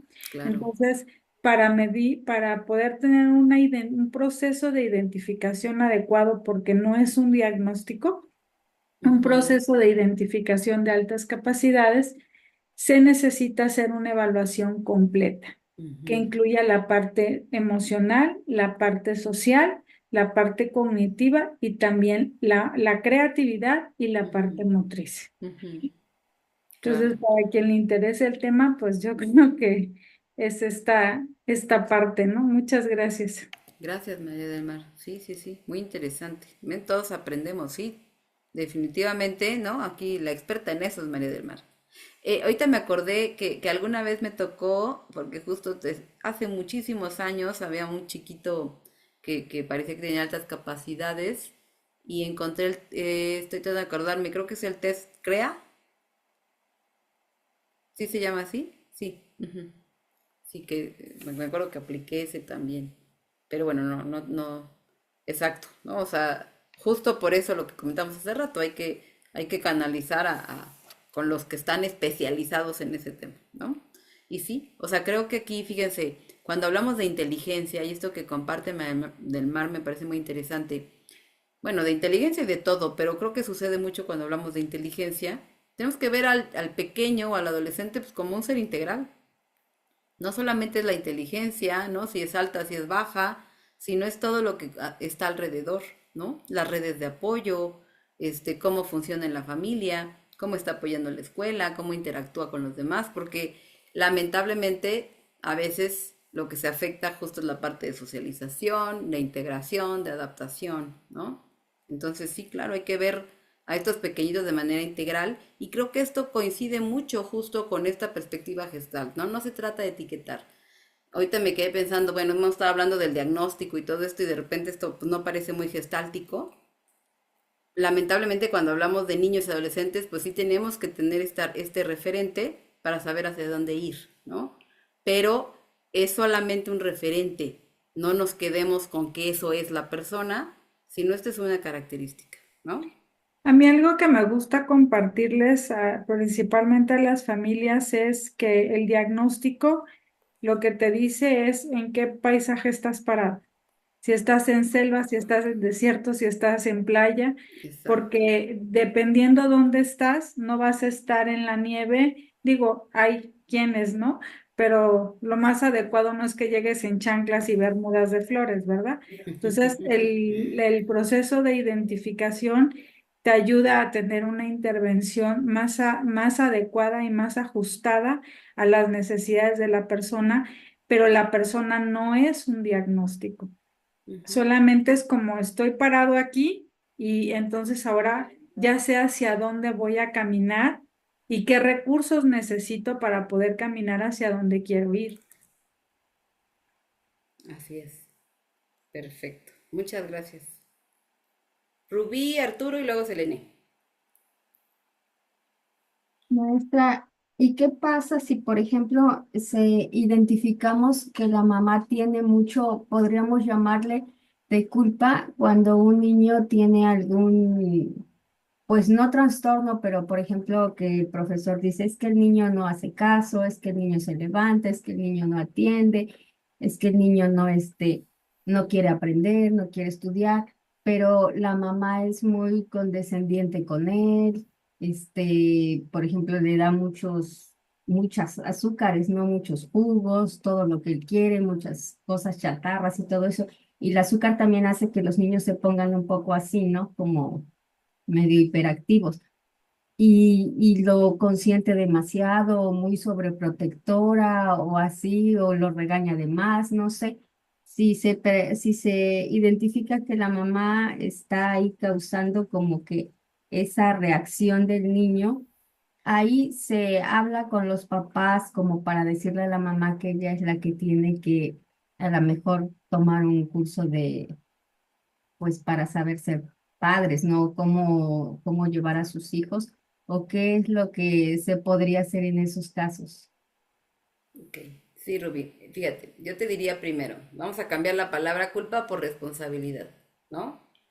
Sí. Eh, Evidentemente, siempre los padres tienen que ver con lo que pasa con los hijos, ¿no? Entonces, muchos de los síntomas están generados por una dinámica familiar, por eso siempre tenemos que observar la dinámica, tenemos que indagar y tenemos que involucrar a los padres.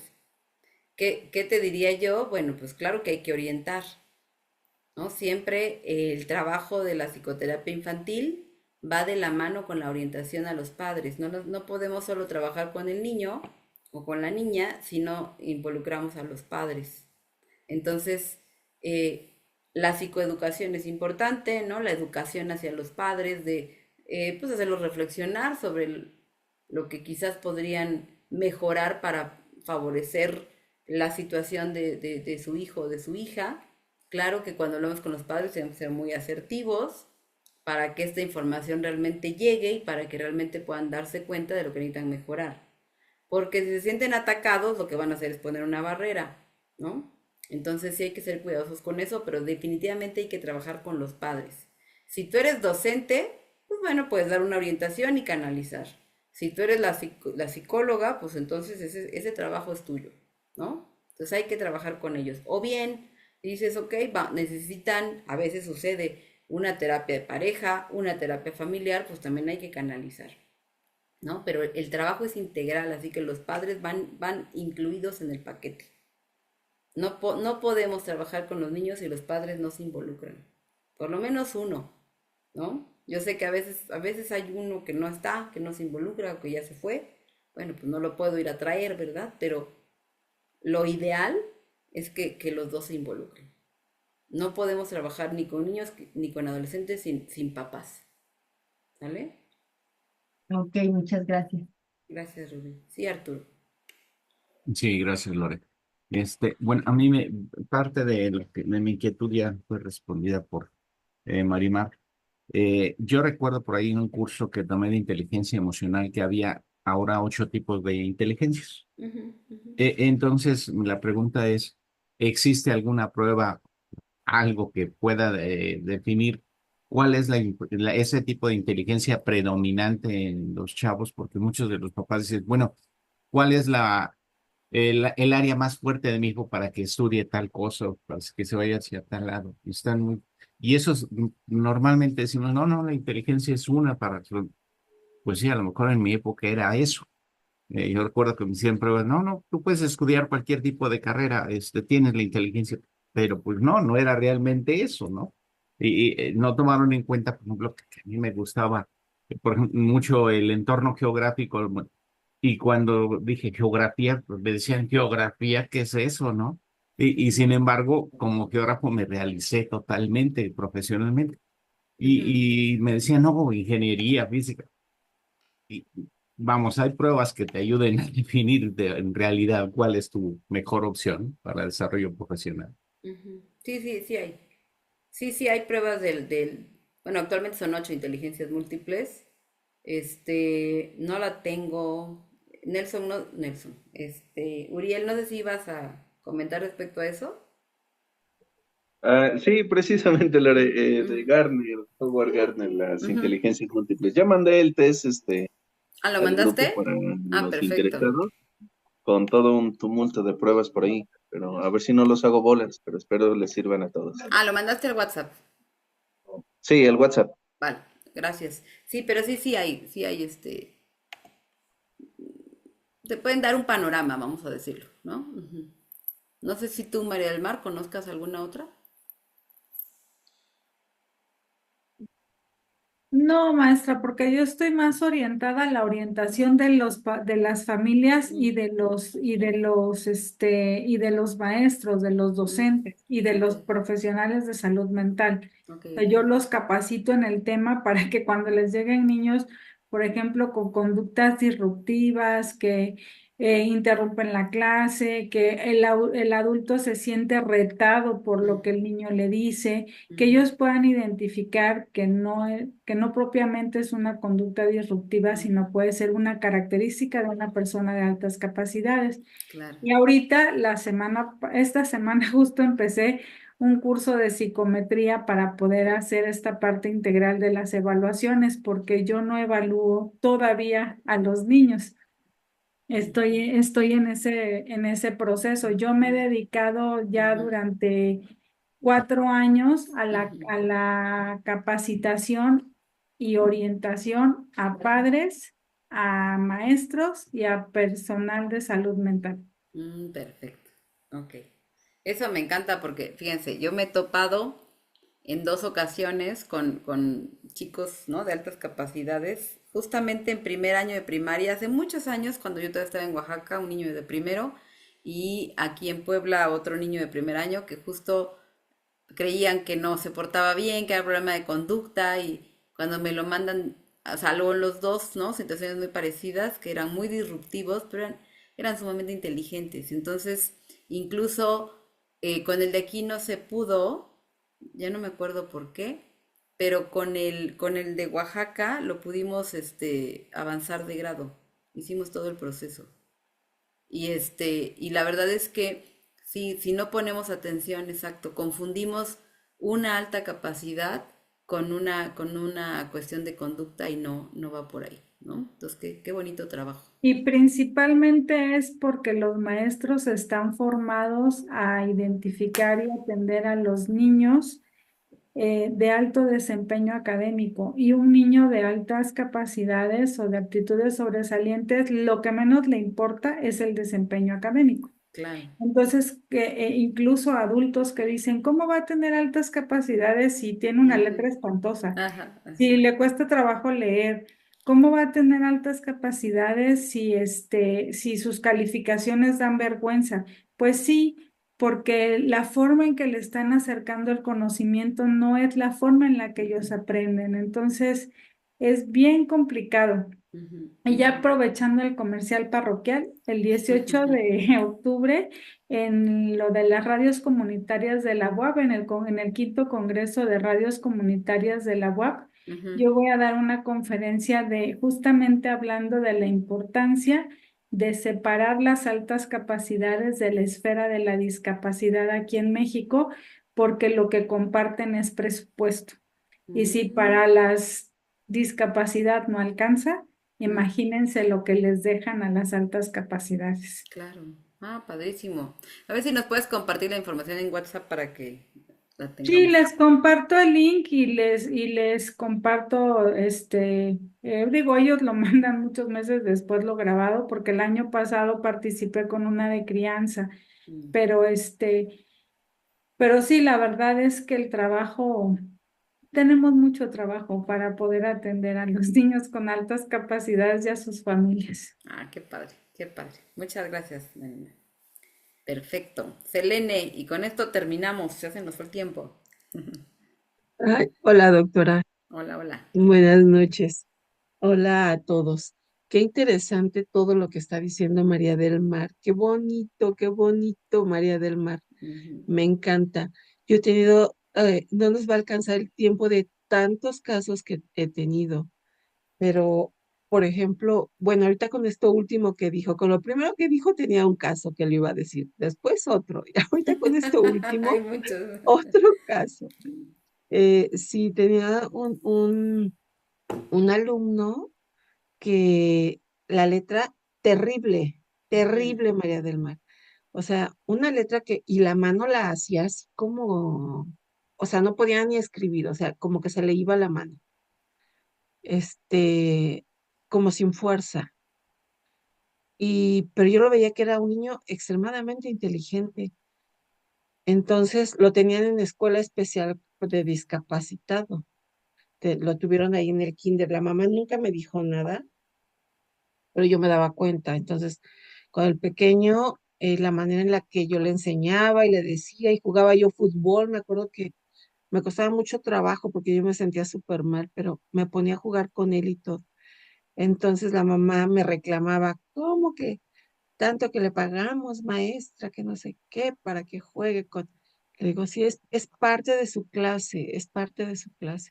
Yo no sé cómo Dios me ha ayudado para sacarlos adelante, pero un niño de 10, la mamá feliz, o sea, la mamá es la que me ha recomendado a tantos alumnos, porque yo le decía, bueno, nada más encárgate de que se te entienda la letra, que tu Miss entienda tu letra, pero tu letra es parte de tu personalidad, eres una persona muy, muy inteligente y todo, pero es que lo que yo me he dado cuenta, lo que decía Arturo o Uriel, no me acuerdo, creo que fue Arturo, fue algo muy importante que a él le dijeron que era muy bueno para todo y así. Antes también los alumnos tenían una fuerte duda de si ellos tenían la capacidad para estudiar, o sea que ellos habían tenido muchos problemas y yo creo que de tontos no los bajaban en su casa. Entonces querían en la escuela que les hiciéramos una prueba. Y yo lo mandé con el psicólogo, le digo, pero tú puedes hacer lo que quieras. Y lo mandé con el psicólogo de la escuela y le hizo una pruebita, pero así psicométrica, de rayitas y así. Y le digo, qué te dijo la doctora? Y me dice, pues que yo voy a ser si quiero ser barrendero, voy a ser el mejor, y si quiero ser científico, voy a ser el mejor. Y yo puedo ser lo mejor que quiera ser. Entonces se me hizo una respuesta tan bonita y tan inteligente de la psicóloga, porque, como dice María del Mar, no hay manera de probar, ¿no? O sea, entre la observación, como dices, doctora, para los que damos clases, la observación es lo más importante y la confianza y el amor a los niños, porque si confías en ellos, se van levantando, como que necesitan que alguien confíe en ellos. A veces en casa no confían, no saben por qué son así. Ujú. Pero sí es muy importante lo que dice María del Mar, todos los casos. Tuve también un alumno muy pequeño que nació de 5 meses, que cabía en la palma de la mano cuando nació. Entonces se le iban los ojitos y la mamá decía que pues era un niño muy especial y así. Em, en segundo de primaria, le enseñé a dividir, le enseñé varias cosas, se le iban sus ojitos así. Y empecé a enseñarle igual jugando con él, em, a decirle lo que eran unas sandalias, unos zapatos, unas botas, porque para él todos eran zapatos.